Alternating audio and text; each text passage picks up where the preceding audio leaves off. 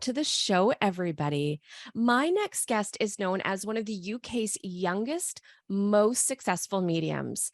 He's building an impressive reputation in the UK and in America with how strongly connected he is to the spirit world. He is well known for taking on the characteristics and personalities of spirit communicators. The detail in the evidence is outstanding and leaves people knowing that their loved ones are still with them. He brings a fresh and vibrant modern form of mediumship to the spiritual movement. Also, as an international teacher, he has a great passion for helping others on their journey to develop their own mediumship. I am so pleased to welcome all the way from Scotland, Dominic Boag to the show. So nice to have you here, Dominic.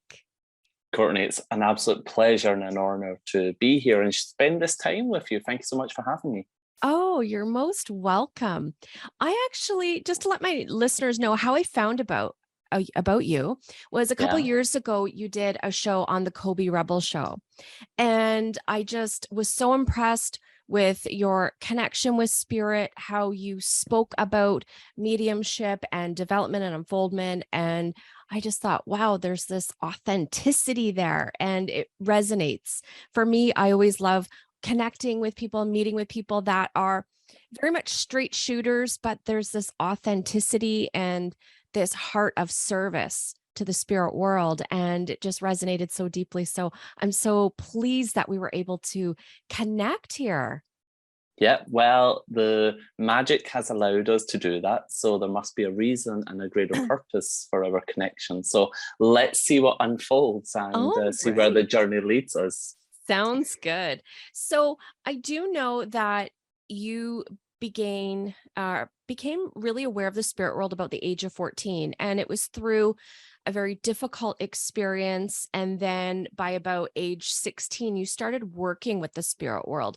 Could you maybe tell my listeners a little bit about that, difficult experience that you went through that led you to understand that there is another world and that our loved ones are still very much alive, just in a different form? Yeah, absolutely. So as you said, I was 14 and growing up in a very small family, I had no knowledge of what life after death was. I had no knowledge of mediumship or even communicating with the so-called dead, to be honest.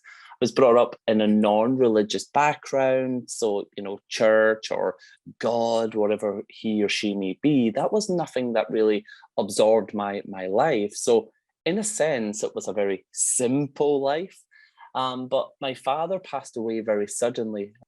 We didn't get to say goodbye. We didn't get to part our ways or say that final "I loved you," and that was the first ever experience of loss or grief or even death that actually had impacted my life, and I had no idea how to deal with it. No idea if I was even going to see my father again, because as that young child that I was, I truly was under the illusion that when someone dies, then they're gone.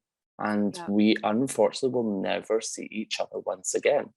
So after the cops, after the police had came and broke the news to myself, my mum, and my older sister that my father had passed away, our whole life had crumbled. Everything had shattered. My mum was still so very young. She was distraught. She was a broken woman, and she still had my younger brother to try to nurse and to mother. My younger brother Stuart was maybe 5 or 6 years of age. So we all tried to pull together. We all, in a sense, grieved in our own way. And as you know, there's no right or wrong way to grieve. Yes. Did we do it right? Did we do it wrong? Who knows? But we done it in the way that we done it. And for a while, I took myself out of the equation. I, spent a lot of time online talking to my friends and just trying to get back into school routine, whilst my mum was still broken and trying to heal. So my grandparents and my mum's friends really gathered around my mum and my little brother. But things started to unfold with me in my world. And I know that sounds weird to say my world, but like I said, I really took myself out of the whole mayhem of what was going on with the Yes. family, to just was I trying to disguise it? Was I trying to, ignore it and maybe it will all go away? Absolutely. But I remember one evening just sitting talking on, before we had Facebook and before we had anything, we had Yahoo Messenger. And I was talking to my friends, and all of a sudden I could feel things start to change in the room. There was this static feeling, almost like the hairs on the back of my neck stood up, became really cold. And I had that weird feeling like, when you feel someone's watching you. I had that feeling. And let me tell you, that is not just in Hollywood that thing can feel so real. Because just as I turned to the side in the room, I could see the silhouette just as clear as you and I of my father. Yeah. And he had said a few words to me, and just as quick as he had materialized, if you want to say, his apparition had then had gone. So fast forward a few weeks, I kept all that to myself. I didn't tell my mom, I didn't tell anyone, because that was the last thing I needed to put onto my mom, was burdening her that, now her son is seeing dead people. Yeah, that's a lot. Can be a lot. Yeah. So I kept that to myself.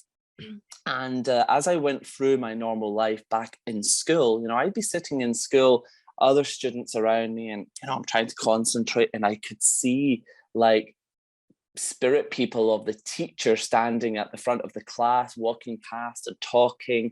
And eventually they acknowledged me. I was acknowledging them. So I became a bit disruptive in class. And things just really started to go crazy. So I, again, really kept it to myself. I didn't want to, be the odd one out in class, and to really, express that am I going crazy? Is there something weird here?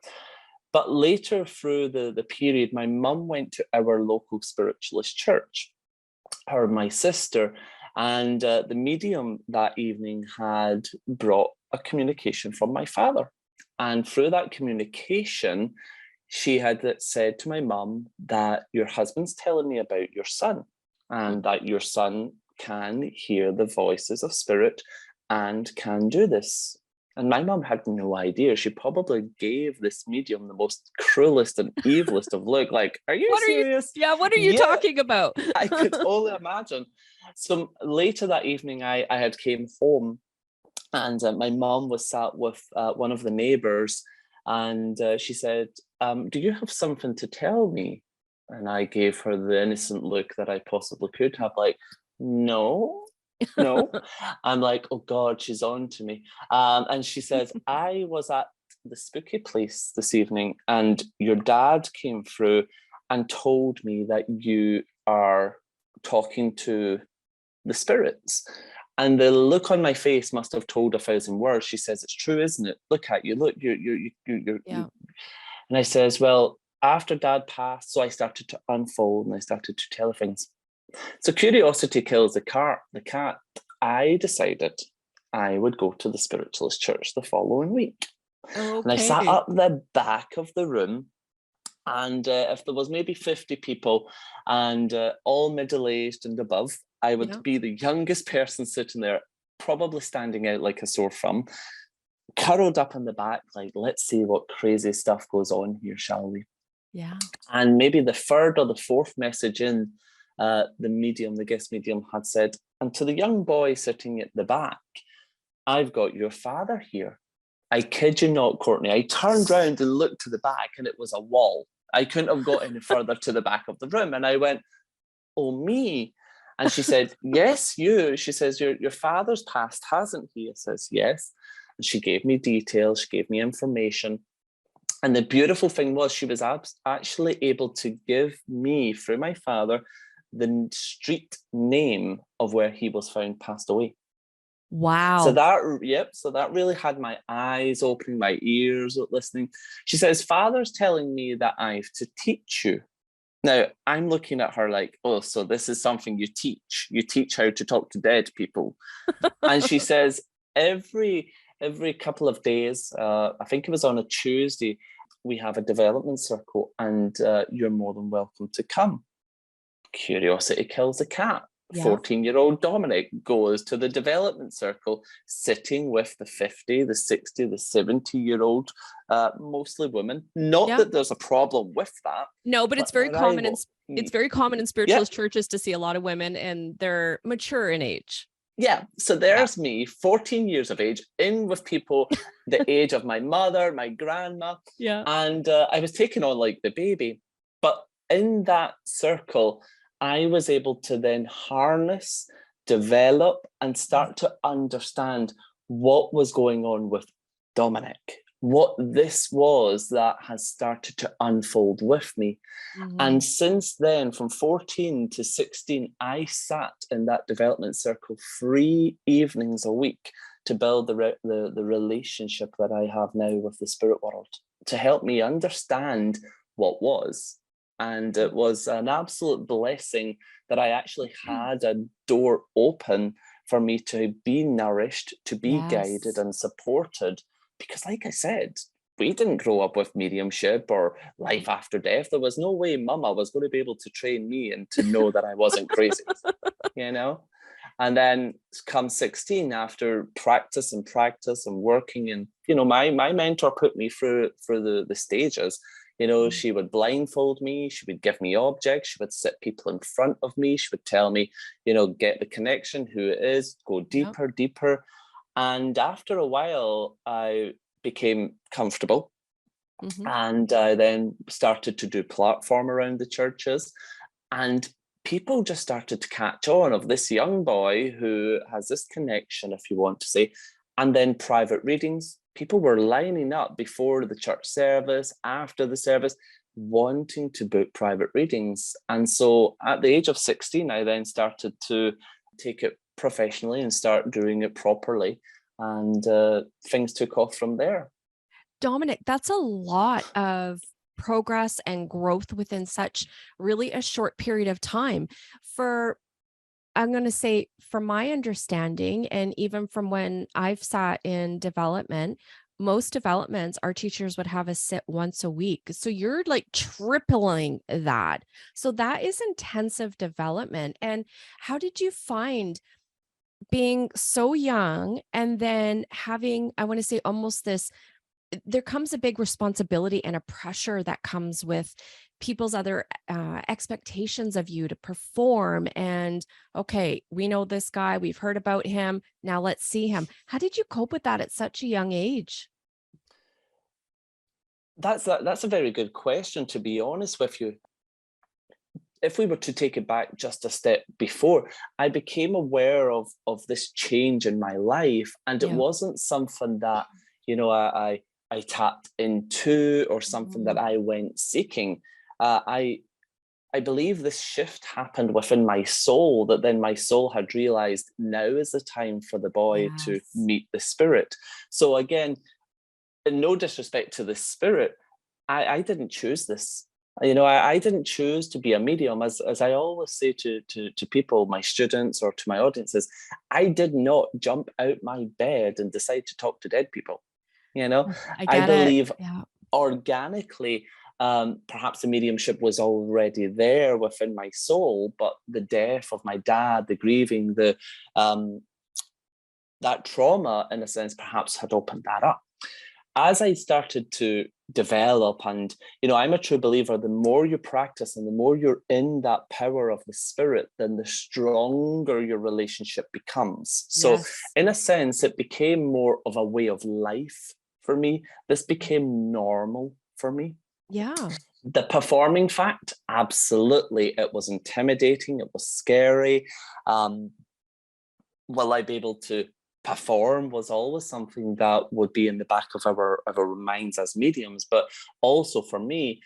But I guess being so young, I maybe had a little bit of charm, or I was cocky. You know, maybe I thought, you know what, I could pull this off regardless. But without sounding egotistical or, you know, blowing anything of my own trumpet, I just really knew that I had spirit there. I just knew, you know, it wasn't a belief for me. It wasn't this can be possible. It was a knowing. I knew they were there. And I was always taught by my teacher, they will never let you down. They will never let you down. if Yeah. you extend that hand to the spirit, and if you say, I am here for you, I sit for you, and I welcome you, why would they not show up? Because they have this opportunity to connect to their loved ones sat either in front of you in a one-to-one or in a congregation. They may have this one moment to be able to get that contact to them. By God, they're going to be rushing to get that medium, aren't they? So as time went on, I became so familiar with doing the private sittings, doing the church services. I was maybe doing 2 church services a week, so I was in that, and also still, sitting in circle and still doing some reading. So in a sense, it became my hobby, my life, my Yeah. passion. I was not going out there to do soccer, football, or running, or sports is just not something that comes into Dominic's way of life. Sorry, Yeah. Whereas other young people at that age should and probably would have been doing that thing. Nope, I was there in the spiritualist churches communicating with the so-called dead. It's interesting how the spirit world can, I want to say, take something often very, very painful and turn it into something so beautiful that can not only bring healing to you, but to other people that cross your path. And so, it resonates with me when you said, the passing of your father is very much the catalyst for this unfoldment, but Yeah. likely these latent abilities were always there within. Yeah, and that's something I truly believe. People will always say to me, "Oh, can you make me a medium, or help me be a medium?" And in reality, we don't make mediums. That's For right. me, I'm a true believer. You're either born a medium or you're not. Yes, we have all got our intuition. Yes, we can all have that psychic awareness and psychic ability. That's the human. That's the natural part of who we are. Yeah. But not everyone will maybe have that strong bond or connection with the spirit. So yes, we can do some workshops and classes, and it may get us somewhere, and it may be just where we're meant to be in that moment. But some people just take it very naturally, and I'm a true believer that if it is in the soul, then the spirit will help that unfold for the medium. And for me, mediumship should be organic, it should be Yes. natural, and it should be as simple and as easy as you and I taking a breath each day, you know Absolutely. And with the development, I noticed myself with, having participated in workshops and now teaching classes and workshops, there are many people that will come to this point in their life where they're curious about the spirit world and curious about life after death and wanting to look at, can they possibly make links with the spirit world? And they will go through some workshops and some classes, but they only take it so far. And do you think it's because they got what they needed from it and perhaps they weren't meant to, or maybe it wasn't part of their soul to be, can I say, a medium, if you will? Yeah, and I've seen it time again. And one thing I will strongly state is there's absolutely nothing wrong with that, because Yeah. maybe unfolding into workshops and seeking your truth, well, that may be a part of your healing process. That may be the part Yeah. that got you to the next chapter of your story. Does it mean that you're going to go out there and connect with so many spirits and become very evidential and provide the wow factor, all that boring stuff? Well, maybe not. But just having a conversation with someone else who may not know about life after death, who might not have stepped foot into a spiritualist church, just by having that conversation of the experiences you have experienced through these classes or workshops, the simple little nudge that you can give them just by crossing the path may lead them into their journey as well. So again, it's the knock-on effect. Was it in their Yes. DNA for them to be a medium? Probably not. But like I said, we will all have some awareness, but there's some who naturally are much stronger than others. I mean, let's be serious. Yeah. If we look at musicians, some children can just walk up to a piano and do a few keys on that piano and take to it naturally. Yes. Others through school will sit with a tutor and sit with someone to mentor them and help them learn that. And then maybe as they get into fifth grade or sixth grade, they're like, no, I prefer to play the flute, Yep. or I prefer to do netball or hockey, or something else comes in. But it got them to that stage. So I believe if it's in the soul, the spirit will take care of it. Is it right or wrong for, coming so far and learning so far and then not doing anything with it? Absolutely not. It's just part of your journey. I totally agree with you. I don't think there's anything ever wasted No, in no. our connection about learning about spirit, learning about life after death, and also learning about ourselves. And that's one thing that people think about mediumship. I've got to give messages. There's more to it than that. And my understanding, and I'd love to get your thoughts on it, is when we're developing our mediumship, we learn so much about ourself. And it's this discovery of self, the spiritualization of self. And that's, I feel, such a huge component of the mediumship development. What are your thoughts on that? It's absolutely true. But when we first start to develop mediumship, when Mhm. the spirit first get our attention, it is so Yeah. exciting. The adrenaline is pumping. We just cannot get enough. We Yeah. cannot get enough. And I always say, we spend so much time with the spirit rather here in the physical life. Yeah. But then eventually, when the spirit says, okay, Courtney now knows we are here, Courtney is now eager, she's now listening, they take a step back. And They it's almost like do. they take you right to the very beginning. And Yeah. this is where I call the soul is then starting to be expressed. This is when the soul is really starting to connect with Courtney, for her to know who she is, to see what makes her tick, who she needs in her life, who she doesn't need in her life, what her ethnics are. And for me, from experience, my soul eventually started to bring my sexuality into it. I started to find, what makes me tick, what I'm attracted to, what I'm not attracted to, what type of person I really am, the caring, Mhm. the compassionate. So, in a sense, we have to figure out who we are. We Yeah. have to allow our soul to, in a sense, say, what about you? What about you? And that's why I always express to students, you must build a relationship with the spirit. You need to get to know how they work with you as they need to know how you work with them. It's a Yes. two-way, it's a partnership. And it's very important for us to really scratch the surface with the spirit, allow the spirit then to come with us on the journey, but also for us to embrace the soul and to allow ourselves to learn, to nourish and develop, because we may establish things through our own personal journey, not with the spirit, through our own personal journey, that allows us to then question life itself, question ethnics. And for me, I just feel that it helps us become, and so what, like a better person through that journey. Absolutely. It is the most incredible, difficult, amazing, challenging journey of I don't want to say becoming a medium, but allowing yourself to witness who you truly are. And mediumship is a part of that. And I'm just wondering what your thoughts are a little bit on your journey of mediumship. I'm sure it hasn't always been easy. And how did you cope with all of that, especially going through so much at a young age? It certainly wasn't easy. Let's be Yeah. serious. I don't care what anyone says, there's no book that you can read that can tell you the journey of mediumship, what to expect, what not to expect. You have to go through that on your own. And again, Yeah. that comes back through that journey of the soul.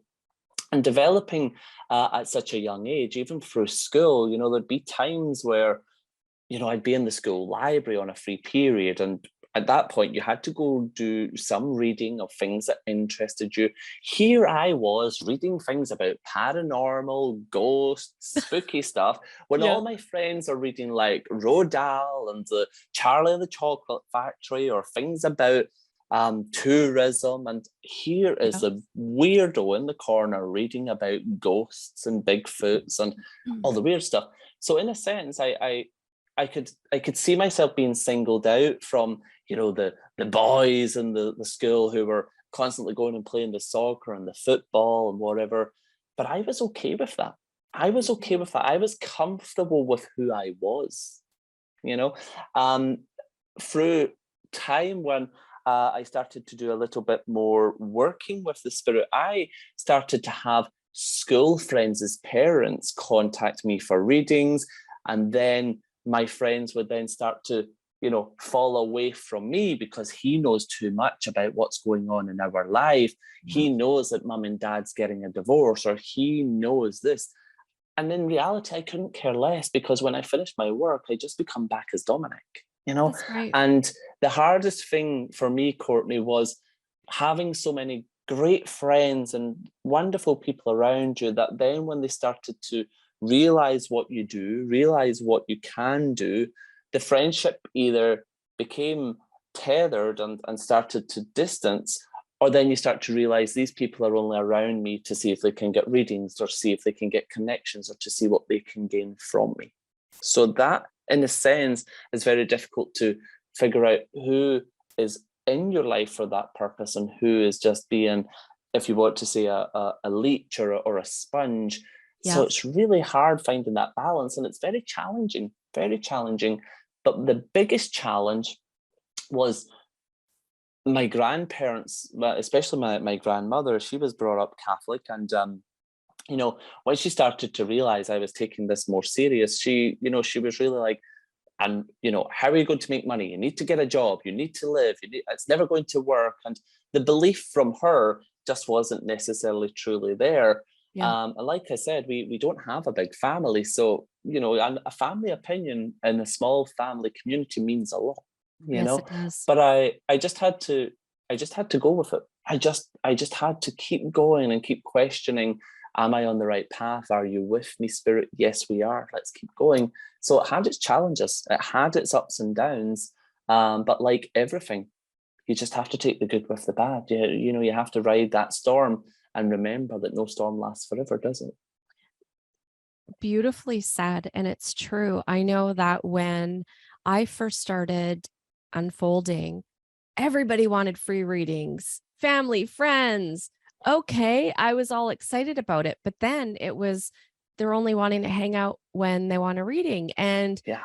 I didn't like the feeling of that. And it was almost, and I don't know necessarily it was their intentions or it was ill intentions, but it felt like they were just wanting stuff. And then when Yeah. I got into the ministry and began training as a spiritualist minister, I noticed that people just kind of started to drift away. And wow, you are taking this seriously. And you're not only a medium, but you're a minister.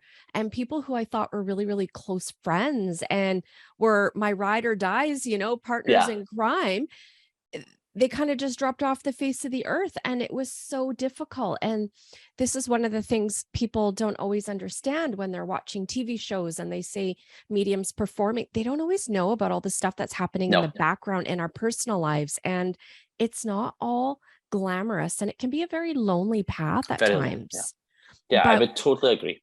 when you develop this rapport with the spirit world, and I call them my friends because they really Yep. are. I love them. I just couldn't imagine not having them in my life, you know? And when you develop that rapport with them, it becomes a friendship. And I mean, I talk to them all the time, even outside of doing readings. I really do. And Yeah. they're so supportive and they're always there. And I think with that love and that support from them, it gives people like us who are in service that confidence and that trust and that knowing that at the end of the day, this is all going to work out, even if maybe we don't know what the next step is. We're being led and we're being guided. And I think that's something that's so valuable about developing that relationship with them. Yeah. It's allowing yourself to just, you know, go with it. And, you know, you pressed upon it, not knowing what the next chapter is, not knowing what the next step is, because you and I don't. You know, people No. always say, well, as a medium or as a psychic, surely you've seen it coming. Don't be so silly. We don't sit and try to read into our own lives. We're too emotionally attached. You see, if we Yes. see something negative coming up, our human will say, no, that's not for us. We'll change it into something else, or we try to create it into more of a positive. We create that mental block. So, we don't necessarily know what's coming for us person next. And that's the beauty of the journey. Because if we knew perhaps what was ahead, would we continue on the journey? Maybe not. Would we try to change the journey? Probably. But would it be organic? No, it wouldn't. Isn't that the truth? I think about so many people's journeys, including my own. And like you said earlier on in the interview, Dominic, we don't wake up one day and go, oh, I want to be a medium and I want to talk to No, dead people, no. and I always It's say, like even me, I laugh in a sense, because I always like, yeah, I was a late bloomer, because in reality I was, I've grew up, listening to all these weird and wonderful mediums who can, they tell stories of when they were 6 months of age, lying in the crib, and they can remember seeing their dead grandma come and tell them this, and all these beautiful stories of when they were a baby that could barely string a sentence together in yeah, English. And I was like, oh, I didn't do that. I didn't see things like that. I wasn't aware of that. Is there something wrong with me? So I was then trying to fit myself into a category that I wasn't in that category.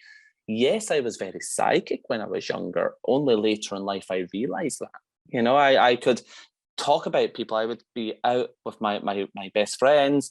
One time myself and my friend Siobhan were out in town. We were just talking, and I used to say things like, oh, we've not seen our friend such and such for a while. And we'd start talking, oh, I wonder what she's doing, hope she's all right. We turn the corner and here she comes walking towards us, So yeah, intuitively, I always had that there. But did I know it was psychic? Did I know it was my intuition? No, I didn't. yeah. It's just weird. Was it coincidence? Who knew? Now I know it's different. So we just have to allow our journey. That's what people in development, and even if it's not developing, to become a professional or whatever, own your journey, own it. You need Yeah. to own it and just embrace it, because it's what's going to make you the better person at the end product, whenever that may be. Yes, absolutely. Now, I want to touch on something. You are registered as blind. Mm-hmm. How, True story. I am. yeah. So, how has that hindered or helped your mediumship? Where do we go with this? So for me, I was perfectly visually able. I had no problems with my eyesight whatsoever. All my parents, my dad, my mum, my grandparents, my sister, they all wear glasses, whether it's for reading, writing, or whatever. And shortly after I had turned 18, it was 2009.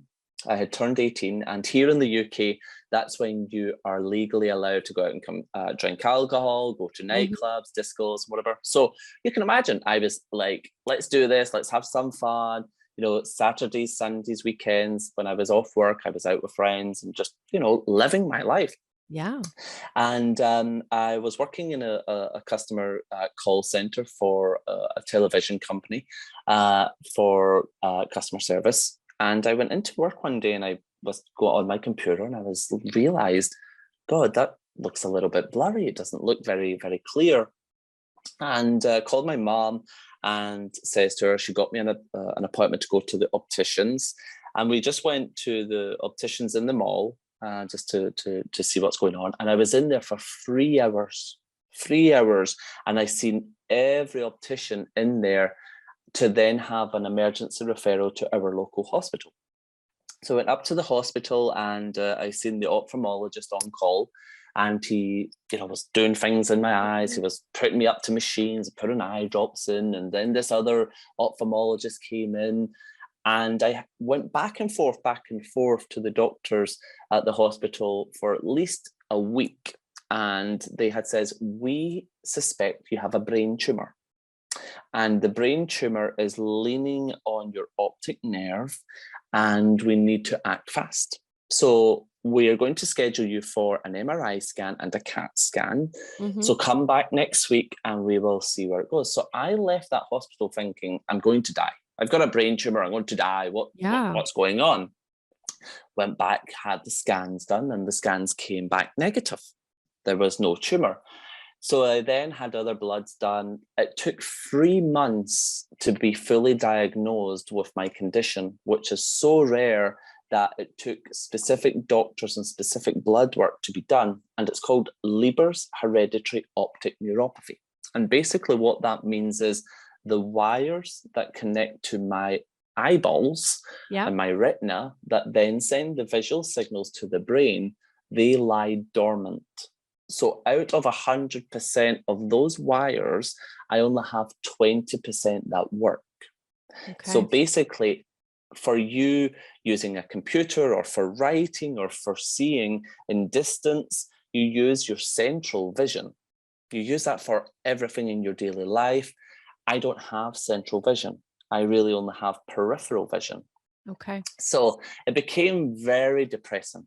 Very depressing. Yeah. I went from, being out, living my life, partying and just having fun to at least 3 months of depression, Courtney. And in that depression, I shied away from my friends. I shied away from my family. I locked myself away. Mm-hmm. And I pulled out the why me card. Yeah. Why me? And it took me a while to really come back from that. And it was, 1 or 2 really strong, prominent friends who really pulled me out of that darkness, gave me that shake. But I says to the spirit, okay, well, are you still there first and foremost? Because in that 3 months, I was not going to church. I basically abandoned them. Yeah. And what came back was, of course we are. And we are here when you are ready. And that's when I, realized this has changed visually, but I can hear so much more.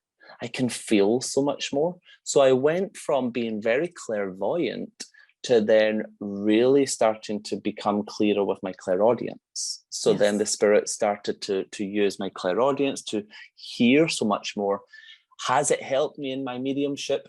100%. I truly believe it has. I really do, because it's helped me hear things clearly when it comes to pronouncing names, to being able to say some things in a foreign language that maybe the spirit is speaking. Mm-hmm. It's really helped me become what I like to say, closer to the spirit. That whole saying, you lose one sense and you gain another, I truly believe is true. It was the hardest part of my life. I would even go extreme and say it was harder than losing my father. Mm-hmm. Because when I lost my father, within a matter of a day or two, I had him back in a sense. Yeah. But losing my sight, that was a horrendous time. And I'm at peace with it now. I have a wonderful life. I've got a great support around me. I've been able to master how I do things. You adapt. Absolutely. We humans adapt. But let me tell you, it was a very challenging chapter of my life. Absolutely. And especially being so young too, and have gone through so much really in such a short period of time, from 14 to 18. Holy smokes. It's devastating. So no wonder you went through a depression. And the hardest thing, the silly thing was, for me, I had big aspirations of wanting to become a police officer. So, I needed to drive. Well, here I am seeing all my friends at 18 starting to take driving lessons and learning to drive. That was taken out of my control. I was never going to be able to drive. That was okay. That was the silly things. But I had a younger brother who was being very successful with soccer, taken after our dad. He was following in dad's footsteps. But I also had a niece. I had a baby niece. And what kept going through my mind was, I'm never going to be able to see them grow up. Mm. And maybe I will be here physically. I personally was under the impression I was going to go completely blind, completely darkness, not see anything. And I was heartbroken to think I was never going to be able to see my little brother play his sport, nor was I going to see my baby niece grow up to the woman or the girl she's now. That's devastating. It really is. You made a mention of going through that dark period of time for like 3 months and then asking spirit, are you guys still there? And they were, and they still are. And what's so amazing is when we go through difficult times, people we get focused on what's going on in our humanness or in our human life. And we think, okay, well, we don't feel or see or sense spirit. They must not be there. But it's good to know. And it's important for people to know that spirit's always there. Just sometimes they move in the background a little bit just to give us our space to work through some of those physical things or those things of, Yeah. I'm going to say of the world of matter. But yet, if we call upon them, they're right there. And it's amazing, this relationship that we can have with these beautiful souls. Well, I think, the thing that I always focus on, and I always say it to students as well, and I hope it doesn't come across contradicting, but, I was a human before I was a medium. And Yeah. I always say that to people: you're a human before you were a medium.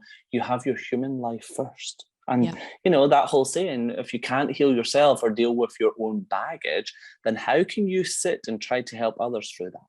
You're really, and it's again part of the journey, isn't it? Yeah. So although, and it's terrible to say, although I abandoned the spirit, they never abandoned me, So it's so touching, gives me goosebumps. Absolutely. How did your mediumship turn into teaching, Dominic? Well, my own teacher, eventually she was out in America working, so there was no one left to take the circle or to do. So in a sense, I was basically like her sidekick. I was her mini me. I knew the church inside out. I knew everything that was to be known when it came to what she teaches, in a Yeah. sense. So I, in default, I guess, was left teaching the students and teaching the circle while she was touring. And then as I just went on and started to grow with my own mediumship, doing my own things, more and more people across the UK were asking me to, can you come to our church and teach? Can you come to our centre and teach? And seeing the people come through the doors with lots of experience, no experience, wherever they were on their journey, just being able to help them and say, well, this is how I do it. This is how this works for me. What about this? What about that? And seeing the light bulb moments and that smile come on so many students' faces, it just fulfilled me. It absolutely fulfilled me. But my greatest teacher was the spirit, Yes. and I developed very strange and unique techniques through many years of working as a medium that has made me as successful as I am. It's not me, it's not Dominic, it is the spirit. I Yeah. just show up, as I always say, but they've taught me so much to be able to then share for others. And things just took off from there. And it's one of my biggest passions, is being able to help people simplify and make their mediumship organic, so that then they can have that knock-on effect for those who they come across and help heal and connect with as well. So yeah, my own mentor was out in America working, and by default I was left taking the circle, and I just grew into that mentor as my years unfolded. Have you found that being under or being trained under a spiritualist in the spiritualist church has really helped you with your foundation and your background and your understanding, or did it more just come through your connection with spirit, or they're teaching you? Well, let's be serious. I had to have someone sit and take me by the hand and explain to me what was going on. I really needed that foundation, and I really needed that mentor, in a sense, to be there and explain the beginnings of Dominic's new way of life. Did they create me into who I am? Has that been my solid foundation throughout?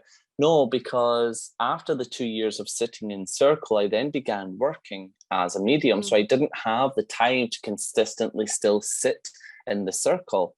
So that's when I became to have my relationship with the spirit. They take me, they guide me, they show me the way. So in reality, I only had 2 years of proper foundation training. After that, it was me and the spirit out in the big bad world. And that can be some of the best teaching. My own mentor, she had some training in the beginning, very limited. And she was at a point where her teacher said, I've taught you all I can teach you. That's Yeah. it. She was And I'm a believer devastated. of that. Yeah, and she was devastated. And I said, "Oh my goodness, I couldn't imagine if she'd ever said that to me. I've taught you all you know. You got to go beat it. Yep. Bye-bye. See ya." Right? Oh my God, I'd be devastated. I said, "Well, how did you handle that?" She said, "I asked the spirit world, and they said, not to worry, we're going to teach you." And it's through that trusting as well and surrendering to the spirit that they can really help us unfold our abilities in ways that sometimes can be so limiting by human mentors, if that Yeah, makes sense too, right? Because, absolutely. yeah, And that's something, that's something that I feel, this is going to sound absolutely ridiculous to say, but I actually feel blessed and in some way with my mediumship, that my abilities or my relationship with the spirit have not been tainted or manufactured with an influence of others. And yeah, it took me a long time to get to that place, Courtney, because, as I was developing and then going out to work, like I said, I was maybe doing 2 churches a week. I was in school at the time as well. So I had a busy schedule, didn't have a lot of money. Doing a church, you were lucky if you got fuel money for getting there, and that was fine. That was okay. I'm yeah, 16. I don't need the money in a sense. It's not, I'm still living off of mum, but I was coming across lots and lots of weird and wonderful people who were telling me they had been trained by this big medium, they had been trained by this big medium, and they've been to this college and they've been to this center. And I was starting to get a bit envious and get a little bit jealous, like, wow, wow, whoa. yeah. But I didn't have the time to be able to go on these courses or to go to this medium and that teacher. I had me in spirit, because I was out there doing the work. And that's where I truly believe the spirit had taught me everything I know to this day, and still do teach me as I go through this journey, is through the readings that I do with people and through the live shows and galleries and churches that I do. Every connection and every spirit personality I communicate with in the spirit world, there's a lesson, there's an experience, there's something new for Dominic to say, aha. And then that aha then has me pondering and question the spirits to then take to students, to turn into exercise, to then turn into task. So yeah, I felt a little bit envious that these people were able to, go to all these weird and wonderful weeks and everything. And I didn't. I've only ever had one teacher for 2 years of my whole development. And look at you now. I And look at what know, you and hard. spirit and look what you and spirit are doing now.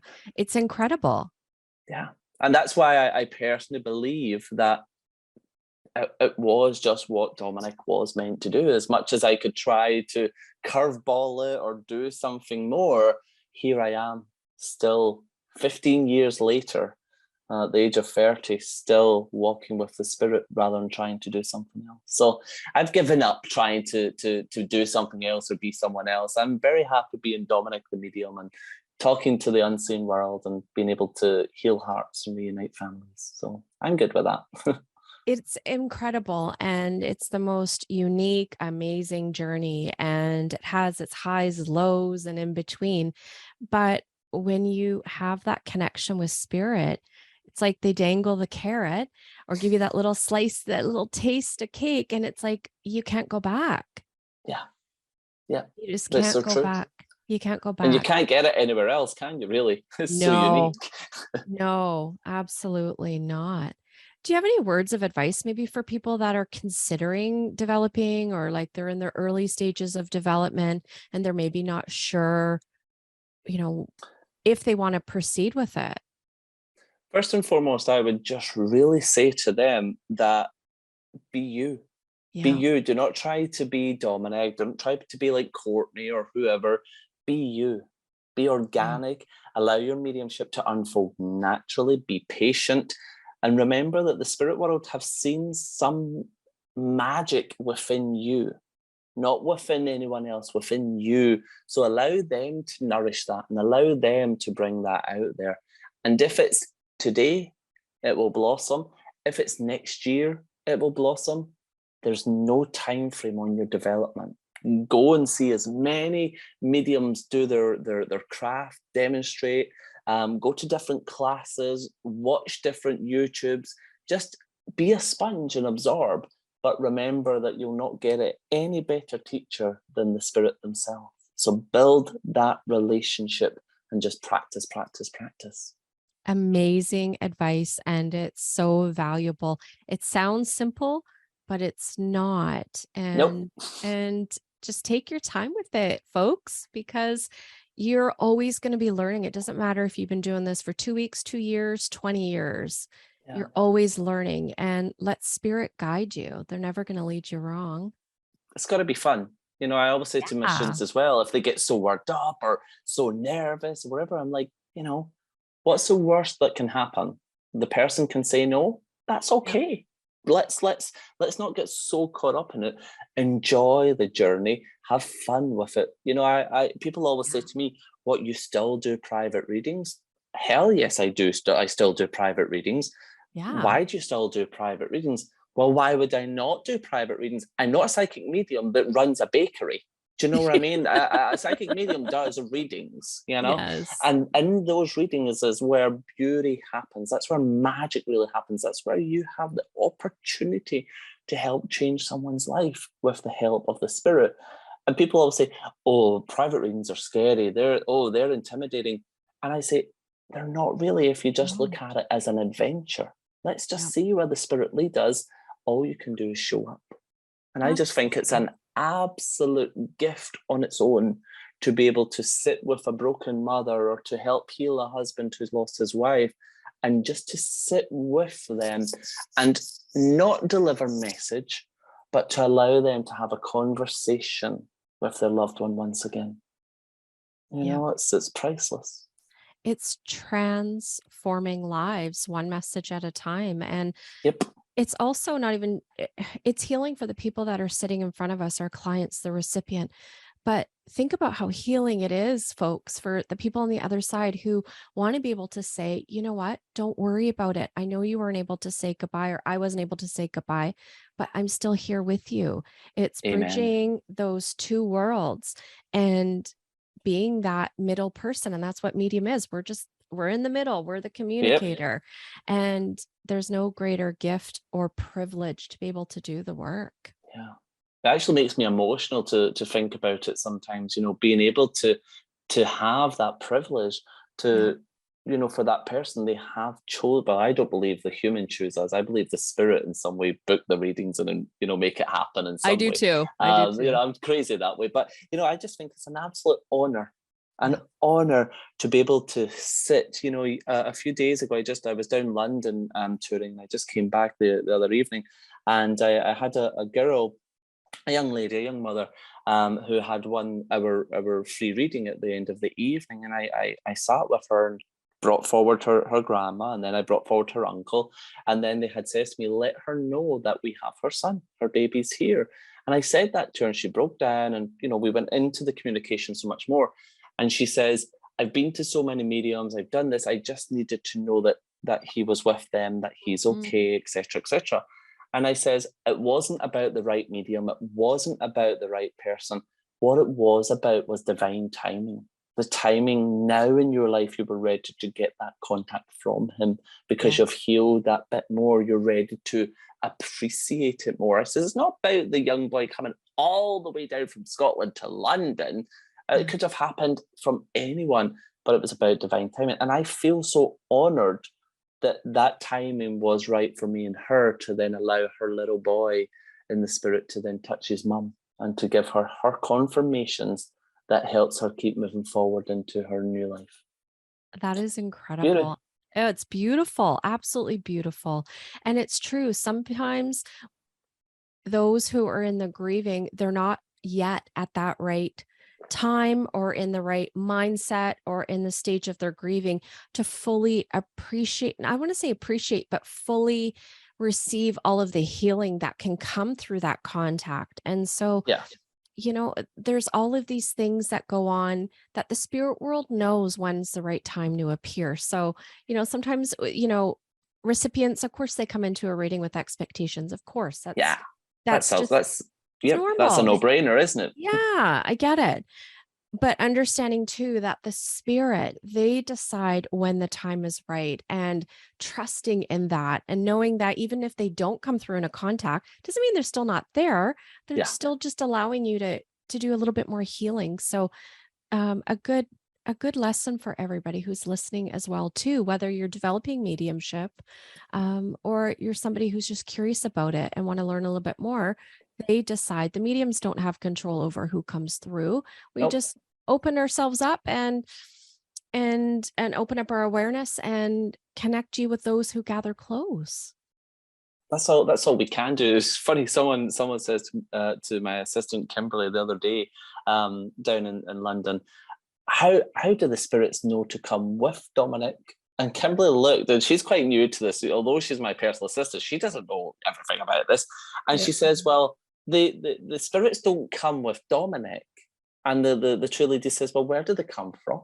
She says, well, they're your loved ones. They come with you. They hang Yes. around with you. So if you're coming to an evening to hear from, spirit, then your loved ones know to come and try to show up. And they were dumbfounded that I do not have a backpack with all these spirits around the world to just say, right, here we go. Here's your mum. You And they're like, imagine?